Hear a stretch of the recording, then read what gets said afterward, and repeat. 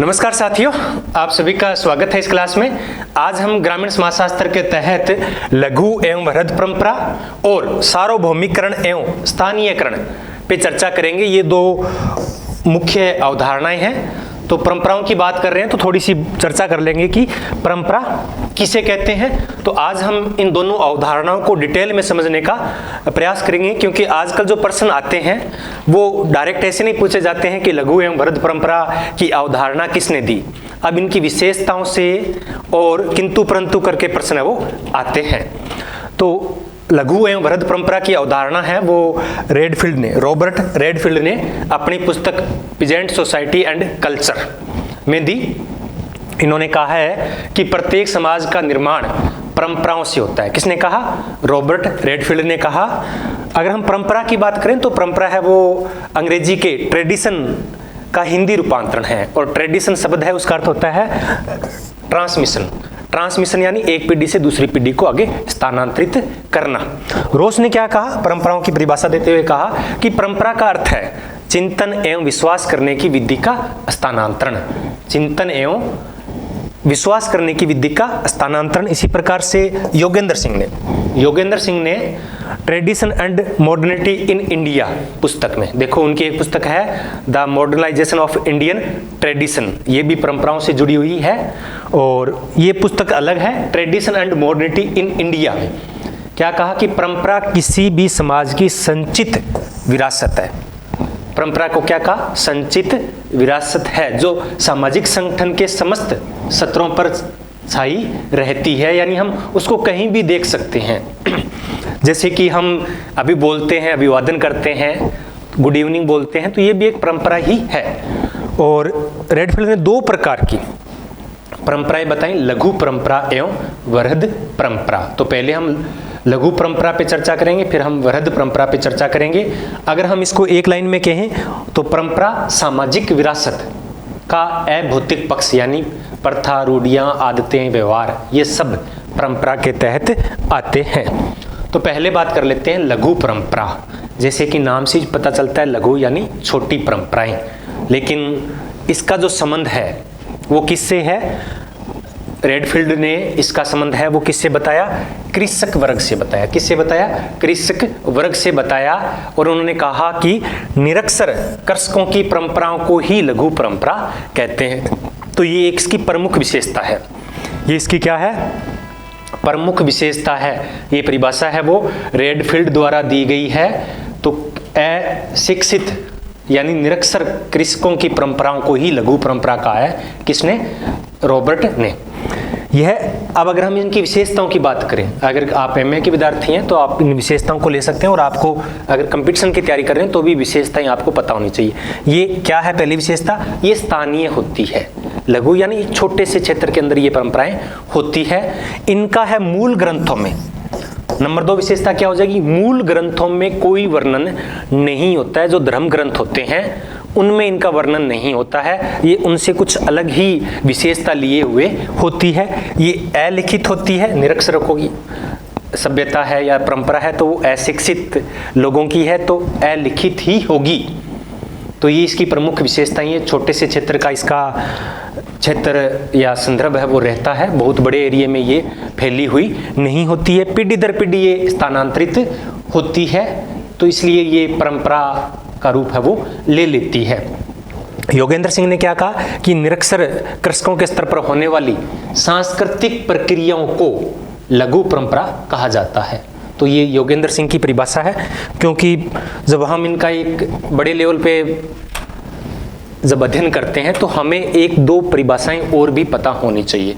B.R. Chauhan ने क्या कहा? B.R. बृजराज चौहान ने क्या कहा कि लघु परंपराएं स्थानीय, अलिखित, अशास्त्रीय, कम व्यवस्थित एवं कम चिंतनशील होती है। ये परिभाषा किनकी है? B.R. चौहान की है। तो आप मान के चलिए कि ऐसा नहीं आएगा कि लघु परंपरा की अवधारणा किसने दी, अब आएगा कि ये परिभाषा किसने दी। प्रश्नों की जो इन 4-5 सालों में जो क्वालिटी है वो बदल चुकी है, हमें भी उसी अनुरूप अपने आप को बदलना पड़ेगा। तो ये परिभाषा B.R. चौहान की है कि लघु परंपराएं स्थानीय, अलिखित, अशास्त्रीय, कम व्यवस्थित एवं कम चिंतनशील है। ये इनकी विशेषताएं हैं, 5 विशेषताएं बताई है बी आर चौहान ने। मैकी मेरियट क्या कहते हैं कि कृषक समाज में पाई जाने वाली परंपराएं ही लघु परंपराएं हैं। तो आप समझ गए होंगे कि लघु परंपराएं कौन सी होती है, इनकी प्रमुख विशेषताएं कौन सी होती है। रेडफील्ड ने भारत के बारे में क्या कहा कि भारत में ये परंपराएं क्या है, बहुदेववादी होती है। यानी भारत में ये जो स्थानीय परंपराएं होती है, लघु परंपराएं होती है, वो बहुदेववाद, यानी प्रत्येक गांव के छोटे छोटे देव होते हैं, उनसे जुड़ी हुई ये परंपराएं होती है। उन्नीनाथ इंद्रदेव योगेंद्र सिंह ने भारतीय परंपराओं को 3 प्रकार की बताया है। इन्होंने 3 प्रकार की सांस्कृतिक परंपराएं बताई है, या परंपराओं की 3 धाराएं बताई है, या 3 उपसंरचनाएं बताई है। कौन कौन सी? एक अभिजात उपसंरचना, अभिजात का मतलब नगरीय समाज की परंपराएं। दूसरा लोक उपसंरचना यानी ग्रामीण समाज की परंपराएं, और तीसरी है जनजातीय उपसंरचना यानी जनजातीय समाज की परंपराएं। ये 3 प्रकार की परंपराओं का वर्णन है वो उन्नीनाथ इंद्रदेव एवं योगेंद्र सिंह ने किया है। इनके एग्जाम्पल है जो वृहद परंपरा के, लघु परंपरा के, वो काफी रोचक हैं। इनका वर्णन भी हम आगे करने वाले हैं। ये एक कहानियों के रूप में होते हैं जिनका वर्णन बहुत मुश्किल से मिलता है। वृहद परंपरा की बात करें तो ये परंपरा उन लोगों से संबंधित है जो जिनका संबंध किससे है, कुलीन वर्ग से। किससे है? कुलीन वर्ग से है। जैसे कि मेक्सिको की माया संस्कृति है, लिखित साहित्य होता है, धर्म आधारित जो भी राज्य व्यवस्थाएं होती है, तो ये सब किसके उदाहरण है? ये वृहद परंपरा के उदाहरण है। ऐसा किसने कहा है? रेडफील्ड ने बताया है। माया संस्कृति की बात उन्होंने की है। मेरियट ने क्या कहा कि प्राचीन धर्म ग्रंथों के अनुरूप परंपरा जिसका प्रसार संपूर्ण समाज में होता है वृहद परंपरा कहलाती है। क्या है? प्राचीन धर्म ग्रंथों में इनका वर्णन होता है और संपूर्ण समाज में ये फैली हुई होती है, तो इसलिए इनको वृहद परंपरा कहते हैं। कुछ लोगों के डाउट है कि सर वृहद परंपरा और लघु परंपरा की जो डेफिनेशन है या जो अवधारणा है वो मैकिम मेरियट ने दी है, तो नहीं, मैकिम मेरियट ने नहीं दी है। लघु परंपरा और वृहद परंपरा की अवधारणा रॉबर्ट रेडफील्ड द्वारा दी गई है। आगे है दुबे का, एस.सी. दुबे ने, श्यामा प्रसाद दुबे ने क्या कहा कि वृहद परंपरा का अर्थ उन विश्वासों, कर्मकांडों तथा सामाजिक प्रतिमानों की संयुक्तता से है जो पवित्र ग्रंथों से संबंधित है। यानी विश्वास, कर्मकांड ये सब कुछ है, लेकिन इनका संबंध किससे है? पवित्र ग्रंथों से है। ऐसा किनका मानना है? एस.सी. दुबे का मानना है। ये एक बार परिभाषा है वो परीक्षा में पूछी गई है नेट की। एक और परिभाषा है कुलीनीकरण। ये इनसे लेना देना नहीं है, लेकिन बीच में आ गया था तो मैंने बता दिया कि नर्मदेश्वर प्रसाद ने ये कुलीनीकरण यानी जब कोई सार्वभौमिक जो लोग हैं, गरीब लोग हैं, वो धीरे धीरे जब कुलीन वर्ग में बदलते हैं तो उसको क्या कहते हैं? कुलीनी वर्ग करण कहते हैं। आगे है दोनों में अंतर क्या है? लघु परंपरा एवं वृहद परंपरा में अंतर क्या है? अंतर की बात करें तो चौहान के अनुसार वृहद परंपराओं का संबंध राष्ट्रीयता से होता है, एक देश से होता है, जबकि लघु परंपरा क्या होती है? स्थानीय होती है। ये इनको विश्वास कहते हैं वृहद परंपरा को, और लघु परंपरा को क्या कहते हैं? अंधविश्वास कहते हैं। मेरिट ने क्या किया कि धर्म ग्रंथों में वर्णित परंपरा वृहद है और जिनका वर्णन धर्म ग्रंथों में नहीं है वो क्या है? लघु है। इसी प्रकार से योगेंद्र सिंह ने मॉडर्नाइजेशन एंड इंडियन ट्रेडिशन में, मॉडर्नाइजेशन ऑफ इंडियन ट्रेडिशन में जनसाधारण एवं निरक्षर कृषकों के स्तर पर होने वाली परंपरा को लघु और अभिजात वर्ग की परंपरा को वृहद परंपरा की श्रेणी में रखा है। तो ये दोनों में अंतर है। अब बात आती है कि दोनों में संबंध क्या है, कैसे लघु परंपरा बनती है और कैसे वृहद परंपरा बनती है, क्या एक दूसरे को ये प्रभावित करती है या नहीं है।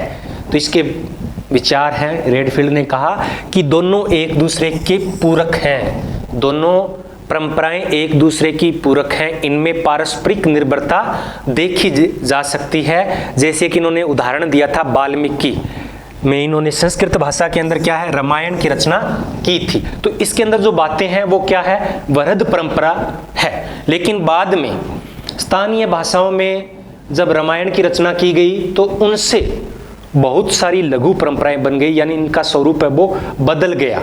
तो लघु परंपरा को जब साधु संत अगर उसका वर्णन कहीं धर्म ग्रंथ में कर देते हैं तो वो वृहद परंपरा बन जाती है। योगेंद्र सिंह ने भी क्या कहा कि सभी परंपराएं स्थानीय स्तर पर विकसित होकर कालांतर में क्या बन जाती है, वृहद परंपरा बन जाती है। यानी सभी की सभी जो परंपराएं होती है योगेंद्र सिंह के अनुसार वो स्थानीय स्तर पर विकसित होती है और बाद में वो वृहद परंपरा में बदल जाती है। तो ये दोनों के बीच में संबंध है।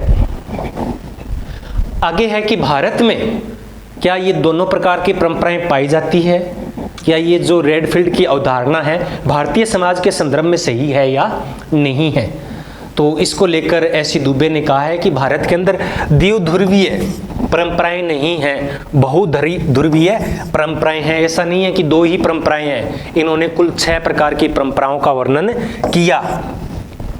नंबर 1 शास्त्रीय परंपरा, नंबर 1 शास्त्रीय परंपरा जिसको हम वृहद परंपरा कह सकते हैं।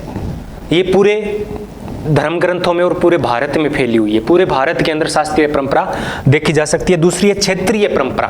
क्षेत्रीय परंपरा क्या होती है कि उसका विस्तार पूरे भारत में ना होकर किसी एक क्षेत्र में हो जाता है। जैसे कि ये दक्षिण भारत में एक मंदिर है, उसका नाम अभी मुझे याद नहीं आ रहा है। तो दक्षिण भारत में वो मंदिर है, बहुत बड़ा प्रसिद्ध है और उनकी पूजा है वो बहुत ज़्यादा की जाती है। तो पूरा भारत हो गया, मान लेते हैं ये पूरा भारत है। तो दक्षिण भारत में जो परंपरा है वो क्या हो जाएगी, क्षेत्रीय परंपरा हो जाएगी। फिर है स्थानीय परंपरा जिसे हम लघु परंपरा कह सकते हैं। तो इन्होंने कहा कि वृहद परंपरा लघु परंपरा के बीच की एक श्रेणी और है क्षेत्रीय परंपरा। तो ये 3 प्रकार की परंपराएं हो गई है। इसके अलावा भारत के अंदर पाश्चात्य परंपरा, उस समय 1955 में उन्होंने अध्ययन किया था समीरपेट गांव का, उसके बाद में इन्होंने ये दिया था। तो उद्गामी राष्ट्रीय परंपरा यानी नए भारत की उभरती हुई परंपराएं और सामाजिक समूहों की उप सांस्कृतिक परंपरा यानी जिनका संबंध एक सामाजिक समूह से होता है, किसी जाति विशेष से होता है, तो वो उप सांस्कृतिक परंपरा इन्होंने कहा है। तो इस प्रकार कुल 6 प्रकार की परंपराओं की बात है वो एस सी दुबे ने की है। तो ये लघु एवं वृहद परंपरा की बात हो गई। अब इसी से मिलती जुलती एक अवधारणा और है सार्वभौमिकरण एवं स्थानीयकरण। सार्वभौमिकरण एवं स्थानीयकरण, तो ये अवधारणाएं लघु परंपरा और वृहद परंपरा को समझाने के लिए मैकिम मेरियट ने प्रस्तुत की। मैकिम मेरियट ने प्रस्तुत की अपने किशनगढ़ी गांव के अध्ययन के आधार पर। और इनके लिए इन्होंने कहा सार्वभौमिकरण यानी सार्वभौमिक यानी यूनिवर्सलाइजेशन।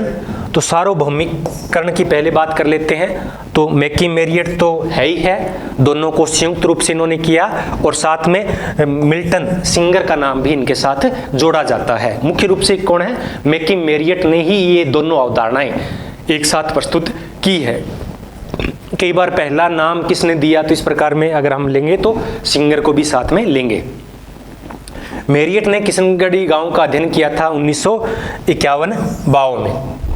कब किया था, 1951-52 में किया था। तब इन्होंने स्थानीय एवं लघु परंपरा के वृहद बनने की प्रक्रिया के लिए सार्वभौमिक परंपरा का जिक्र किया। उन्होंने क्या कहा कि जब स्थानीय और लघु परंपरा, जब स्थानीय एवं लघु परंपरा वृहद बन जाती है, बड़ी बन जाती है, तो इस बनने की प्रक्रिया को क्या कहते हैं, सार्वभौमिकरण कहते हैं। क्या कहते हैं, सार्वभौमिकरण कहते हैं। एक परिभाषा और है इनकी जो कि ज्यादा कारगर रहेगी अपने लिए, क्योंकि प्रश्न है वो इस परिभाषा से पूछे जाएंगे।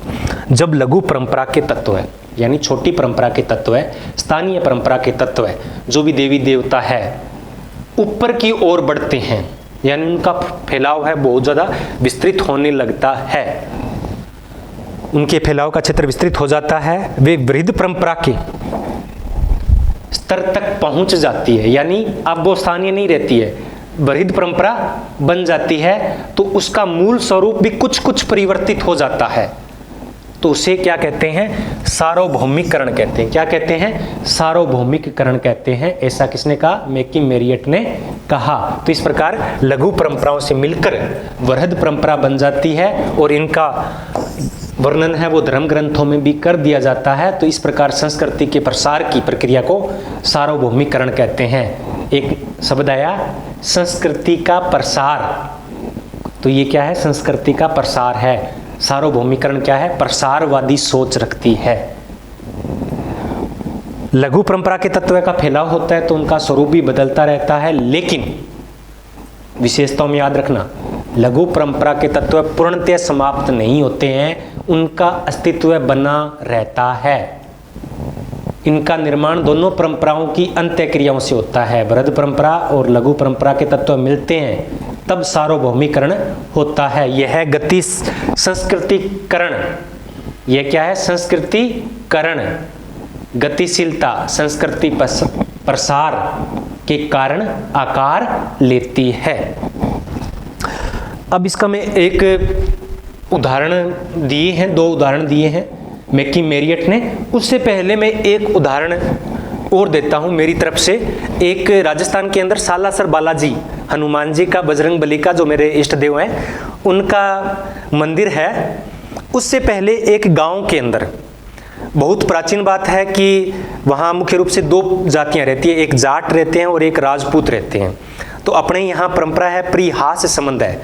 तो एक बार क्या हुआ कि जाटों का कोई जवाई आया हुआ था, तो सालियाँ उसके साथ प्रिहास कर रही थी। तो उन्होंने क्या कि 4-5 सालियाँ थी, उन्होंने क्या किया कि प्राचीन समय में राजस्थान के अंदर तो विशेष तौर से गांव के अंदर कुएं हुआ करते थे पानी के लिए। तो 4 सालियों ने क्या किया कि उस जीजा को कुएं के अंदर लटका दिया, और वो जो भी मांगते हैं कि रिंग दे दो या फिर कुछ और डिमांड उनकी रहती है मजाक मजाक में। लेकिन क्या हुआ कि मजाक मजाक में उन चारों से वो हाथ है वो छूट गया, और जीजा जी तालाब के अंदर, उस कुएं के अंदर जाकर उनकी मृत्यु है वो हो गई। लेकिन वहाँ उनकी क्या है कि पूजा पाठ शुरू हो गई, उनका पूजा पाठ करना लोगों ने शुरू कर दिया। जिस कुएं में उनकी मृत्यु हुई थी वहाँ उनको पितर मान के मंदिर बना दिया गया। तो वो इस घटना के पीछे कारण रहा है जहाँ हमने पूछताछ की। तो बाद में धीरे धीरे क्या हुआ कि उस मंदिर की जो फैलाव था वो बहुत बड़े स्तर पे हो गया। आसपास के बहुत बड़े लेवल पे गांव के लोग उस गांव में आने लग गए पूजा पाठ के लिए। अब क्या हुआ कि कहानी तो वो थी, पूजा पाठ किसी और रूप में होने लग गया, उनके देवता के रूप में होने लग गया जीजा जी का। लेकिन दिक्कत क्या आई कि जो गांव के कुएं थे उन पे अधिकार किनका होता है, उन पे अधिकार होता है राजपूतों का। अब यहाँ दोनों का झगड़ा चल पड़ा। राजपूत कहते हैं क्योंकि जब बड़ी मात्रा में लाखों लोग वहां पर आने लग गए तब क्या होगा कि चढ़ावा है वो करोड़ों में आने लग गया। अब विवाद हो गया कि ये जो मंदिर है वो राजपूत तो कहते हैं कि जी हमारी जगह है, ये चढ़ावा हमें मिलना चाहिए। जाट है वो क्या कह रहे हैं कि ये जीजा जी तो हमारे थे और ये चढ़ावा हमें मिलना चाहिए। और उस विवाद के कारण 7 लोगों का मर्डर हो चुका है और अभी भी वो विवाद है वो समाप्त नहीं हुआ है। तो ये एक छोटी सी घटना है और उसका फैलाव में कहानी का मतलब यही है कि उसका क्या हो गया, सार्वभौमिकरण हो गया। आसपास के जितने भी क्षेत्र थे वो लोग वहां पर पूजा पाठ करने आने लग गए। तो ये सार्वभौमिकरण के उदाहरण है। मैकी मेरियट ने 2 उदाहरण दिए हैं। एक सोरती का उदाहरण दिया इन्होंने कि किशनगढ़ी गांव में दीपावली के अवसर पर दीवार पर आटे की प्रतिमा बनाकर देवी का रूप बनाते हैं और उसकी पूजा पाठ करते हैं, उसको बोलते हैं सोरती की पूजा पाठ होती है। और धीरे धीरे उसका फैलाव है वो आसपास क्षेत्रों में होने लग गया। सोरती है वो लक्ष्मी की तरह ही पूजा पाठ उसका होता है। तो वो स्थानीय लोग क्या कहते हैं कि सोरती है वो गरीबों की देवी है और लक्ष्मी है वो अमीरों की देवी है। तो इस प्रकार उन्होंने क्या कहा कि पहले सोरती की पूजा होती थी और धीरे धीरे उसकी पूजा, सोरती वो पूजा है वो किस में बदल गई, लक्ष्मी जी की पूजा में बदल गई। यानी वो स्थानीय क्षेत्र से फैल कर कहाँ हो गई, पूरे भारत में आ गई। ये क्या है, सार्वभौमिकरण का उदाहरण है। ये आप सहमत हो या ना हो, मैकी मेरियट ने ऐसा कहा है। एक इन्होंने उदाहरण दिया सेलूनो का। क्या दिया है, सेलूनो का। तो सेलूनो में क्या होता है कि रक्षाबंधन से कुछ दिन पहले विवाहितें हैं वो अपने पीहर में, अपने मायके में चली जाती है और रक्षाबंधन के दिन जो सेलूनो त्योहार है उनका, सेलूनो यानी रक्षाबंधन के लगभग इक्वल ही है, वो अपने भाइयों के सिर एवं कान पर जौ की बाली रखती है। क्या रखती है, जौ की बाली रखती है। और बदले में भाई है वो उनको क्या देते हैं, वो उनको धन देते हैं, जैसे कि रक्षाबंधन पे होता है। इसको वो क्या कहते हैं, सेलूनो कहते हैं। क्या कहते हैं, सेलूनो कहते हैं। और वो कहते हैं कि ये सेलूनो ही बाद में रक्षाबंधन में परिवर्तित हो गई। तो ये उदाहरण दिए हैं दो, लेकिन हम इनसे सहमत है वो नहीं हो सकते। श्रीवास्तव, एस.एल. श्रीवास्तव ने भी कहा है कि सोरती का मतलब होता है कि सुखरात्रि यानी लक्ष्मी की पूजा, तो वो सार्वभौमिकरण का उदाहरण नहीं है। अब बात करते हैं स्थानीयकरण की। किसकी बात करते हैं, स्थानीयकरण क्या है, तो संकीर्णता या देहातीकरण, इसको बोलते हैं संकीर्णता। तो उसमें तो क्या होता है कि स्थानीय जो लघु परंपरा है उसका विस्तार होता है। स्थानीयकरण में क्या होता है, वृहद परंपरा के तत्व बदलते बदलते स्थानीय में कुछ और बदल जाते हैं। ये होता है ना, हम किसी को बात बोलते हैं, वो आगे बोलता है, वो आगे बोलता है, और वो बात है वो मूल बात कुछ और होती है, अंत में जाकर कुछ और बन जाती है। लोग उसमें कुछ अलग अलग चीजें हैं वो मिलाते रहते हैं। जैसे कि रामायण को लिखा है, बहुत सारी रामायण है वो लिखी गई है, अब उनमें हजारों साल पहले लिखी गई थी, अब उनका अर्थ ही बदल दिया गया है। तो ये देहातीकरण या संकीर्णता की अवधारणा है। इनका वर्णन भी मैकी मेरियट ने किया। पहली बार इनका प्रयोग है वो एक जगह लिखाया था कि मॉरिस ओपलर ने किया है, वो कोई अवधारणा के रूप में नहीं किया है, ऐसे ही पहली बार इन्होंने प्रयोग किया था, अवधारणा के रूप में मेरियट ने ही किया है। उन्होंने संकीर्णता के रूप में कुछ किया होगा कि ये स्थानीय क्षेत्र की विशेषता है। मैकी मेरियट के अनुसार जब वृहद परंपरा के तत्व के नीचे की ओर, वृहद परंपरा के तत्व नीचे की ओर, वृहद परंपरा और सार्वभौमिकरण में क्या था कि लघु परंपरा के तत्व ऊपर की ओर बढ़कर लघु परंपरा में मिल जाते हैं, तो उसे स्थानीयकरण कहते हैं। तो ये वृहद परंपरा और लघु परंपरा का ही प्रक्रियाओं को समझाया गया है स्थानीयकरण और सार्वभौमिकरण के जरिए। अर्थात वृहद परंपरा में जो स्थानीय परंपरा या कर्मकांडों का समावेश हो जाता है तो उसे क्या कहते हैं, उसे स्थानीयकरण कहते हैं। मैकी मेरियट ने इसे ग्राम्यीकरण भी कहा है। ग्राम्यीकरण ये संस्कृति का क्या है, अपविकास है। क्या है, अपविकास है। ये अवधारणा है वो व्यापक रूप से मेरिट ने की है, और इससे पहले रेडफील्ड और सिंगर ने भी इसका यूज संकीर्ण अर्थ में किया है। उन्होंने लघु परंपरा को समझाने के लिए इसका एग्जाम्पल दिया। इन्होंने दो एग्जाम्पल दिए हैं, दो उदाहरण दिए हैं। किसने, मैकी मेरियट ने। एक गोवर्धन पूजा का, तो यूपी वाले जानते होंगे, हम सब जानते हैं कि कृष्ण जी ने मथुरा के जो पर्वत था उसको उठाया था ताकि वो बारिश से, इंद्रदेव नाराज हो गए थे, बारिश की बौछार कर दी थी, तो उससे आसपास के लोगों को बचाया जा सके। तो वो क्या है, गोवर्धन पर्वत की पूजा है। लेकिन क्या हो गया, धीरे धीरे उसका चेंज हो गया और वो गोवर्धन क्या हो गया, गोवर्धन, वो क्या हो गया, गोवर्धन की पूजा हो गई, जो दिवाली के दूसरे दिन की जाती है। तो ये क्या कहते हैं उन्होंने कि ये वृहद परंपरा का स्थानीयकरण हो गया है। एक है नोरता, तो ये भी भगवत पुराण से संबंधित है। ये भी भगवत पुराण में इसका जिक्र है, इसका भी भगवत पुराण में जिक्र है। नोरता यानी नवरात्र का त्योहार। तो किशनगढ़ी गांव में दुर्गा के स्थान पे नोरता की पूजा की जाती है, और वो कहते हैं कि ये क्या है, सार्वभौम स्थानीयकरण है, नवरात्रि को नोरता बना दिया गया है। लेकिन श्रीवास्तव ने कहा कि folk culture and oral tradition में कहा कि नोरता यानी दुर्गा का ही रूप है। नोरता क्या है, दुर्गा ही है, इसका कोई स्थानीयकरण नहीं हुआ है। लेकिन नाम चेंज हो गया तो स्थानीयकरण इसमें जोड़ दिया गया है। तो ये प्रमुख दो अवधारणाएं थी, वृहद परंपराएं और लघु परंपरा। आज हम ग्रामीण समाजशास्त्र को कंप्लीट करते हैं, कल से हम नगरीय समाजशास्त्र को पढ़ेंगे। लगातार आप पढ़ते रहिए, डिटेल में चीज़ों को पढ़िए, क्योंकि 4-5 सालों से पैटर्न चेंज हो गया है। आप कहते हो ना नोट्स दे दो, नोट्स दे दो, नोट्स के अंदर शॉर्ट में आएंगे, आपसे वो पर्सन नहीं आएंगे, क्योंकि आजकल फैक्चुअल पर्सन नहीं पूछे जाते हैं, अवधारणाएं पूछी जाती है, विशेषताएं पूछी जाती है। तो अगर आप पढ़ोगे, समझोगे, तब प्रश्नों को हल कर पाओगे, अन्यथा प्रश्न है वो हल नहीं हो पाएंगे। आपने इतने प्रेम से सुना, इसलिए आप सभी का बहुत बहुत धन्यवाद। चलते चलते लाइक और सब्सक्राइब है वो जरूर कर देना। धन्यवाद।